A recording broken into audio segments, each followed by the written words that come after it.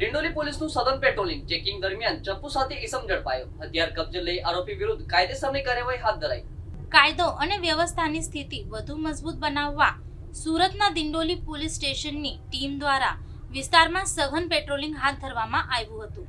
Patrolling દરમિયાન police દ્વારા શંકાસ્પદ ઈસમો અને વાહનો ચેકિંગ કરવામાં આવી રહ્યું હતું.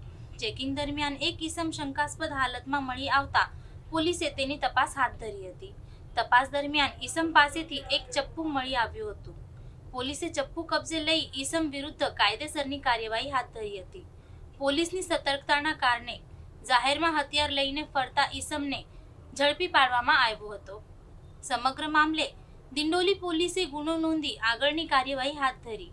પોલીસે ઝડપાયેલા ઈસમની પૂછપરછ કરી ચપ્પુ રાખવા અંગેનું કારણ જાણવા પ્રયાસ કર્યો હતો. આરોપી વિરુદ્ધ લાગુ પડતી કાયદાકીય જોગવાઈઓ હેઠળ કાર્યવાહી કરવામાં આવી છે. દિંડોલી પોલીસ દ્વારા વિસ્તારમાં શાંતિ અને સલામતી જળવાઈ રહે તે માટે પેટ્રોલિંગ અને ચેકિંગ વધુ સઘન બનાવવામાં આવ્યું છે.